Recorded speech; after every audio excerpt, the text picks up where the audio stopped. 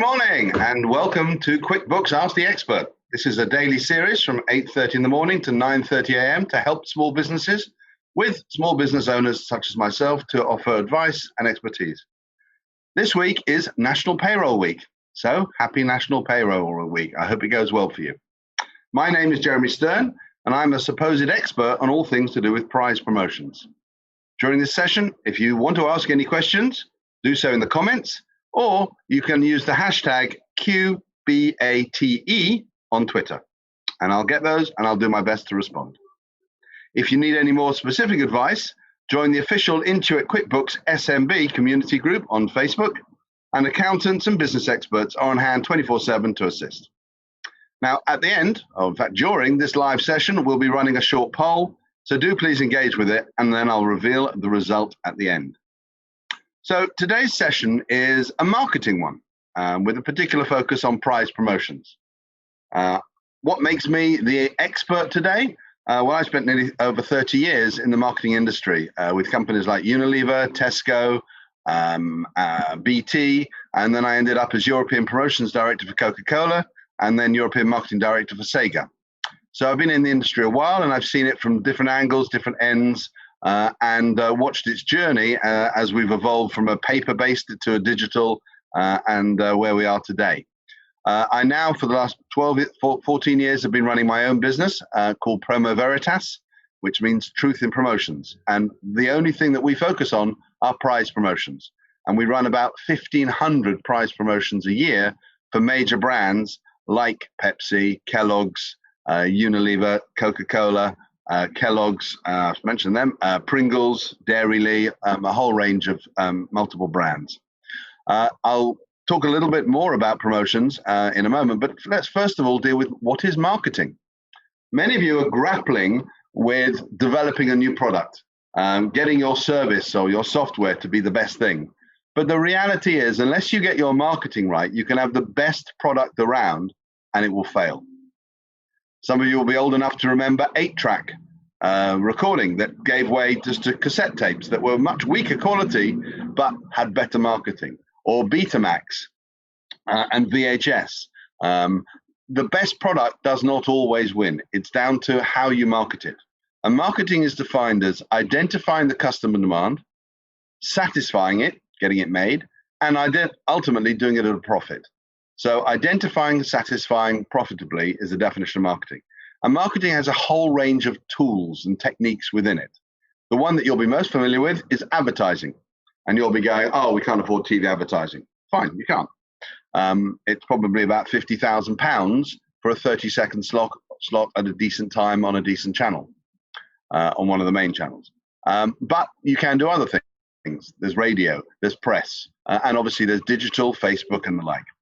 But the question is, what is your message? You can do a general brand message, but will that engage with your consumers? That's where we come in. A lot of the work that we do is about promotional marketing. That is where there is a hook, an engagement, an appeal to a consumer. So it might well be something like this, which is Kellogg's Special K and Reebok offer alongside on the pack. And you turn it over, and with every pack, you will get an offer. One that we're running very successfully at the moment for Kerry Foods is this one, which is a free lunchbox. So you collect 3 of these packets, that's it. You enter the codes that are on the inside on a website, and then a few weeks later, you will receive this glorious lunchbox, which has got compartments for your sandwiches, etc.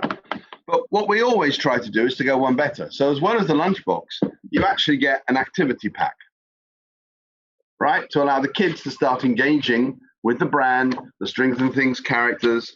There's a coupon off a repeat purchase. And then in order to personalize your lunchbox, because we know how many kids are going to be applying for them from the same school, you're able to put your name, your details actually on it and make it personal to you. Tens of thousands of people have applied for that one. It's been incredibly successful. So those are reward-based activities. But another type, and this one is a much smaller brand and may appeal to some of you out there, is Higgidy Pies. The pie's been eaten. It was so good. They run a win a mini campaign. On the inside of the pack is a code. You enter the code, and then a system that we've developed will determine whether you are the winner of that mini or not, or any of the other runners-up prizes. It is very simple to do. It's perfectly legal. You don't have to worry about gambling, lottery laws, or whatever in the UK. And all of those things will contribute to increased sales. So this is the fourth one that they've run. Why would they repeat an activity? Because it works. So that's a prize draw. The other type that we like to get involved in is why my nickname is Willy Wonka, is instant win. So this is a campaign that's live at the moment for Oreo. Win. Inside a pack of Oreos could be a golden ticket. And if you find the golden ticket, you then win the prize. Now, our job is we print the golden tickets. We will go to the Oreos factory. We insert them into the packs, and then we will then distribute them by hand directly into the shop, sort of reverse shoplifting. It's fine to do with things like Oreos. It's a little bit harder when it's cases of beer and wine, as we've had to do. Or there's even more special ones like Dairyly. Does your pack moo? So we literally replace the cheese spread with a light activated sound chip. Now, all of these things do cost money. And you're going, I haven't got the budget. Well, the reality is running some simple prize draws is actually relatively cheap. The key things that you need to think about are, number one is, what media do you have available already? How can you communicate without costing too much money? So you've got email addresses, you've got direct mail, you've got a magazine, you've got a packaging. You can use those. Secondly, what is the prize that is most going to engage with your audience? It might be your product. It might be an associated product that comes with it. Or it might be that you've done a deal with a hotel chain and you can offer free nights in a hotel. You might have some friends, whatever. Or you might just go out and buy the latest Apple TV. That's your choice. The next thing that you need to think about is, what is the prize structure? With the National Lottery, people compete not really to win the big prize, but they're actually happy if they win £25 or £50. It's that they're winning something. And that's the same with prize promotions. The more prizes that you can offer, the better it is. We call it the effort to reward ratio. If people got to put a lot of effort in, then the ratio to which the chance of them winning has to be good. So you might need to offer 100 prizes. Now, maybe they're not as big as the Apple TV.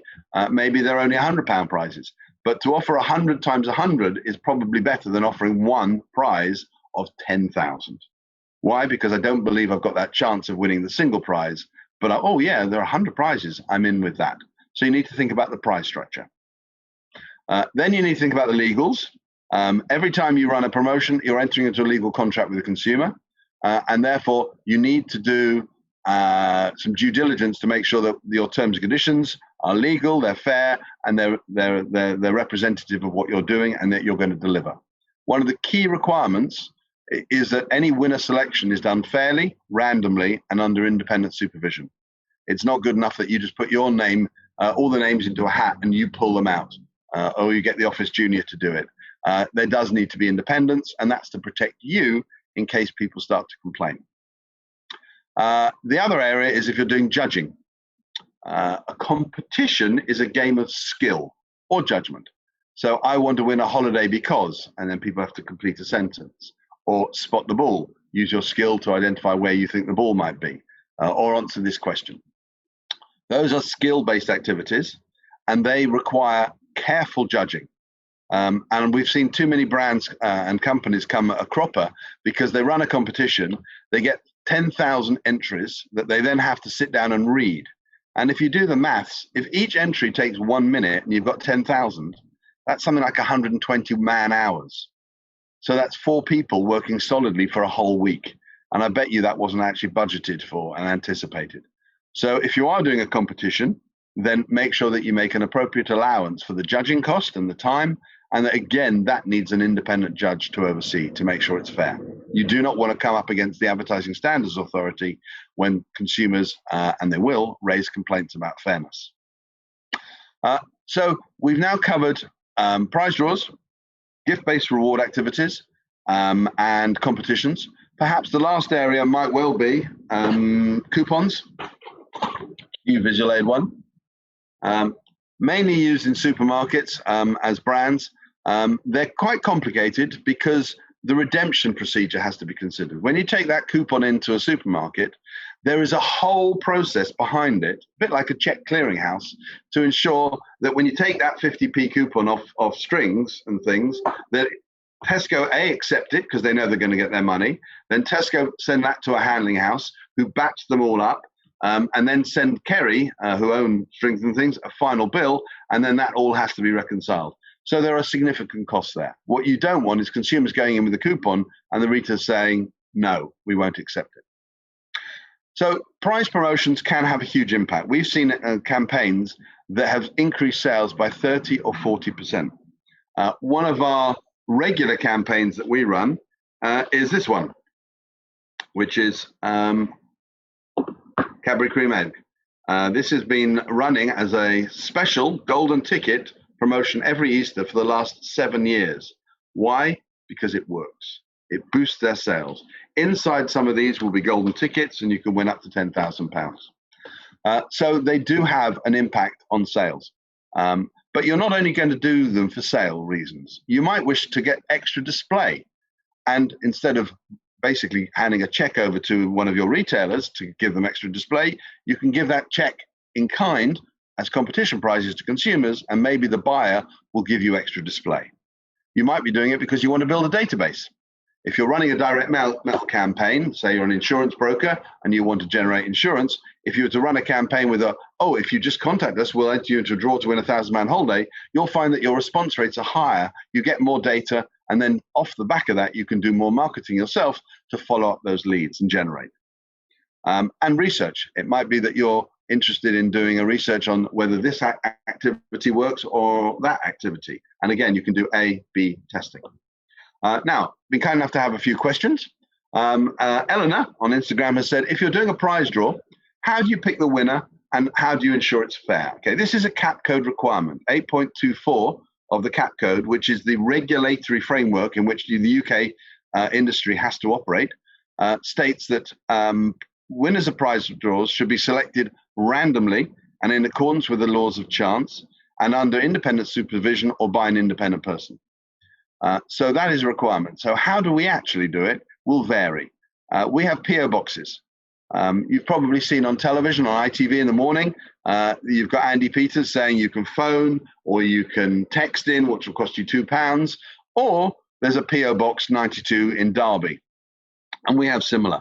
So people can enter certain promotions via post. And if it's purely post, then we will literally put them in a sack and one of our team with a blindfold and with gardening gloves in order to desensitize them, their hands, in case somebody has concocted a special entry. We've had people where they've sent fur postcards in or cardboard cutouts or even on one occasion matchbox cars with their name stuck on them in the hope that that would curry favor with us. So we literally do use gardening gloves to desensitize ourselves and just literally go in and grab. That's fine. But most of our work now is electronic. So we're scraping the data off Facebook. We're pulling it off Instagram. We're doing it off tweets, or it's going onto a website. And there that will go into a database. And then we have a secure random number generator that will produce the right number of winners and reserves backups. And it's all auditable and done fairly. Jane on Twitter has asked, what are my thoughts on running offline competitions as opposed to online? Okay, so offline would be on a packaging or in a newspaper, whereas online would be via Facebook, via Twitter, via a website. What are my thoughts? Normally, offline will cost you more in setup.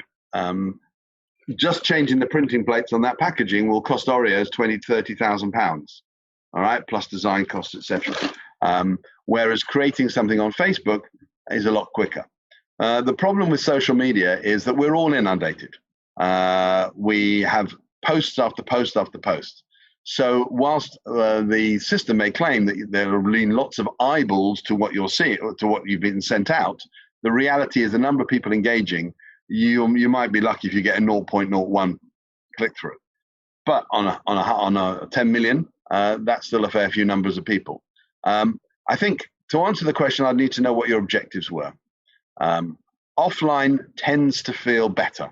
It's tangible and it's real. but it will depend on the business that you're in. It will depend on the nature of the promotion. Often we actually put the two together. So with Oreos, there's an online aspect to it as well. So that's an alternative entry route.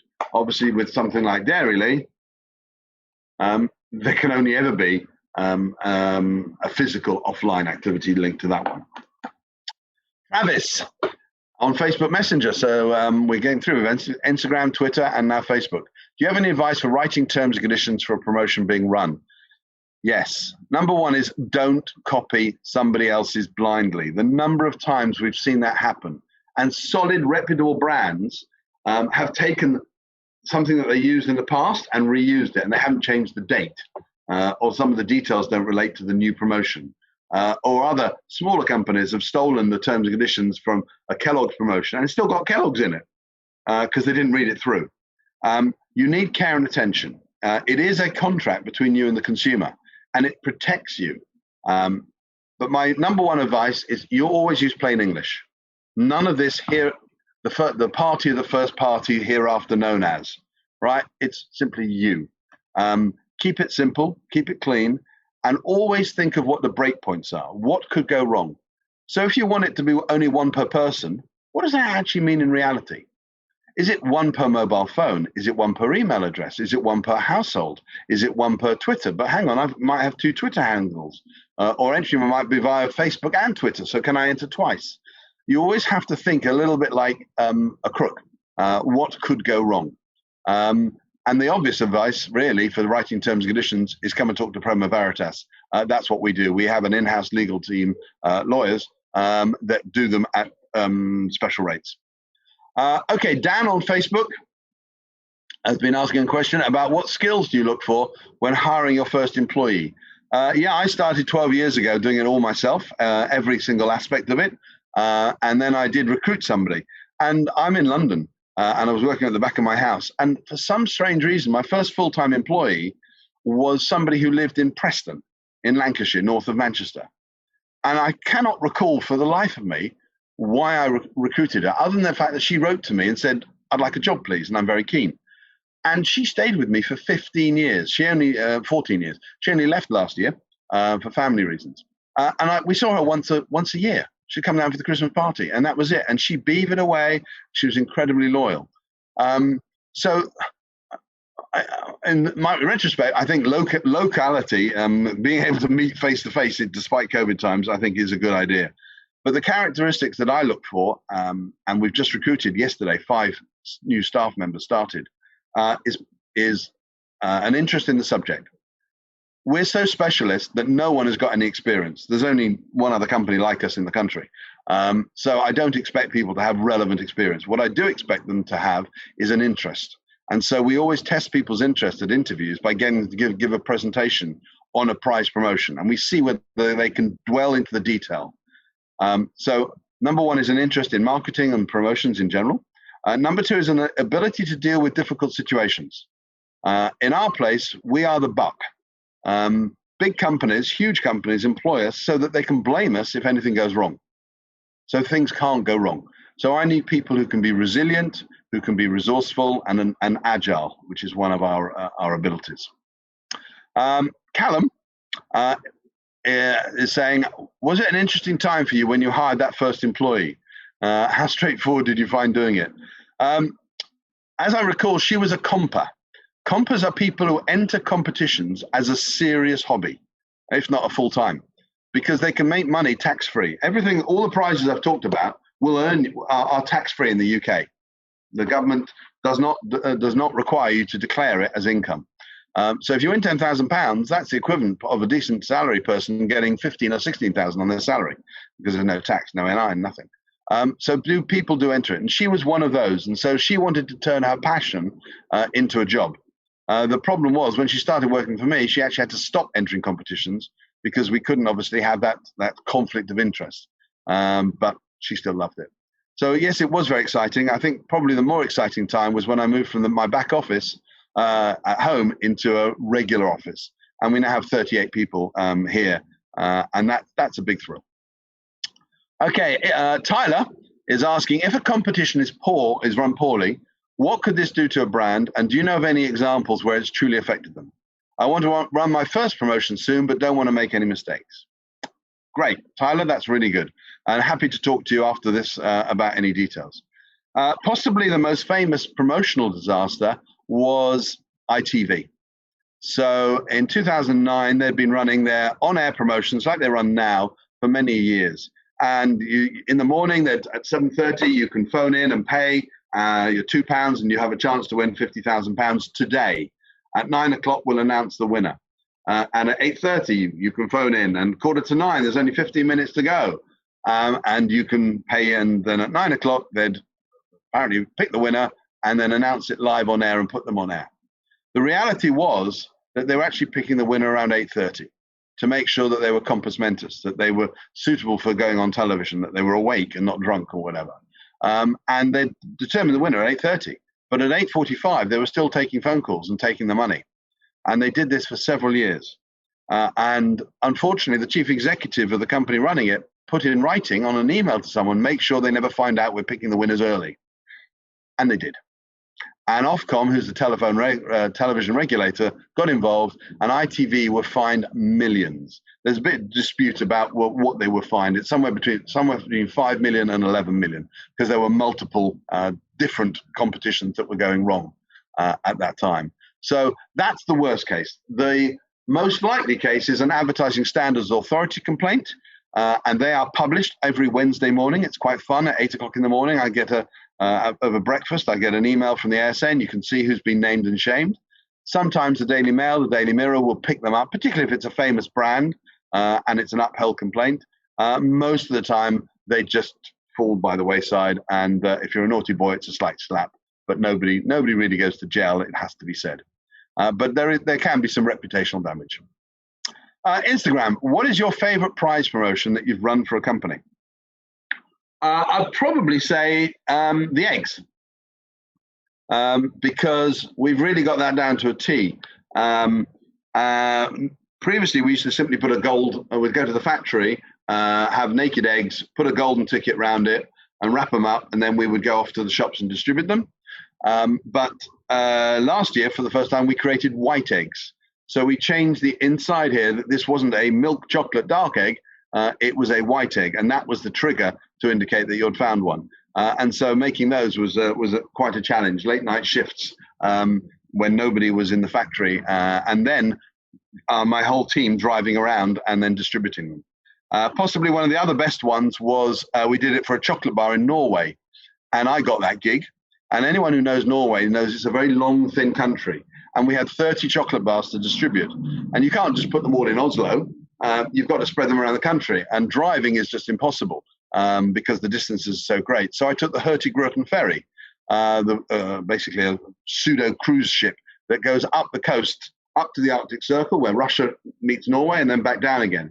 And so for 7 days I was on this boat, popping off, visiting Bergen, going into a shop, hiding my chocolate bar, getting back on the boat, going to the next place, having dinner. That was quite a cool one.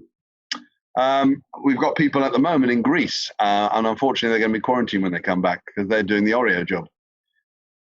Hope from Twitter, I've heard that in some instances companies are able to buy false votes or entries. How do you make sure that this doesn't happen? Okay, this brings us to another type of promotion, which is a competition of sorts. There are certain times when we've run them where it's submit a photograph, for example, or it could be a poem or another creative work. And then that submission is then judged. And one of the common mechanics is that it goes up on Facebook. So your photos are all lined up on Facebook, and then the idea is that the public in their wit and sense will then come along, and then they will vote for the ones that they like. And the one with the highest number of votes will win.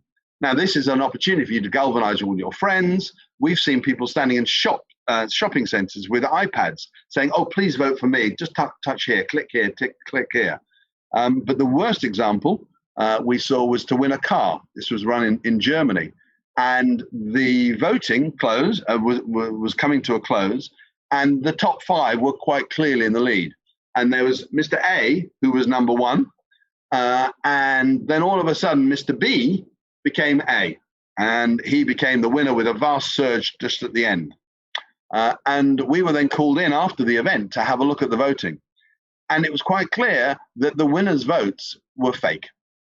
You could tell from the IP address. You can tell from the timing at which they come in. They were regularly coming in, one every second. Well, human beings can't do that. We're not clever enough to be precisely at 1 second intervals or whatever. So it's quite clear that it was fakery. So we were all ready to disqualify this top winner, and then the second place entry would then be the winner. But then we looked a bit further, and it actually turned out that those fake votes had not been placed by the prospective winner. They had been placed by the number 2 contestant, who was actually basically laying a grenade in order to make him the winner, because we would disqualify the guy in front of him. He knew that it would be too obvious to vote for himself, so he placed all the votes for somebody else in the hope that they would be disqualified and he would be the winner. So there are controls that you can look at after the event, but normally we try to build those in beforehand. So IP blockers, country of registration. We do a lot of TV shows. So the National Television Awards, Strictly Come Dancing. And we're always looking for votes that are coming, often from China, often from Afghanistan. There seem to be cohorts of people there that like to vote strangely. So we do our best to eliminate those. Arthur says, if we were to contact you and your team, would we firstly have to have the competition that we want run in mind, or do we offer help and support so that it works and matches our brand? What's involved? One of the things that we do, and this is a point really that I stress to small businesses, is in order to be successful, it really helps to be focused, right? You know, you stick to your knitting. That's what you're the experts in, and you don't become the jack of all trades. So we are not generally a creative agency. We leave that to Saatchi & Saatchi or WPP or Ogilvy or whatever, and we work with them to make their crazy ideas good. On the other hand, we do come up with ideas. So the lunchbox was actually our idea. The Dairyly was my idea, based on a brief coming from the agency. We want to communicate milk, and we want to communicate our closeness to animals and freshness or whatever. And it was just a stupid idea over a table, and then they said, yeah, now go and do it. So the answer is yes, we can and do help. Okay, so during this show, you've been asked to create a poll, which is, have you run prize promotions in your business? The answer is a quarter of you said yes, and you organized it themselves. A quarter of you said yes, but you used an external agency. And half of you have not yet run promotions. Maybe you're too scared. Maybe the creative challenge is too great. But I shouldn't really worry about it. The creative challenge is really only when you're doing big stuff, and you're using partners and you're doing packaging design and the like. But we can effectively run campaigns pretty cheaply and pretty effectively. But it's really good that half of you have run campaigns. It would be very interesting to know if you've had any promotional disasters, particularly the 25% of you that said you organized it yourself. But anyway, thank you for your results on that. It's almost time for me to go. If there are any questions, then by all means, please do get in touch with QuickBooks support team or myself on jeremy@promoveritas.com. jeremy@promoveritas.com. Coming up tomorrow, we have Tom Eston. He's the co-founder of LDNM. They're an internationally known and respected fitness brand, and he'll be telling his story about having delivered world-proven diets and training guides, fitness qualifications, and education. So a final reminder that if you do need any more technical advice, join the official Intuit QuickBooks SMB community group on Facebook. Accountants and business experts are there on hand 24/7 to help you. So I've really enjoyed doing this and answering your questions this morning. Thank you, and have a great day.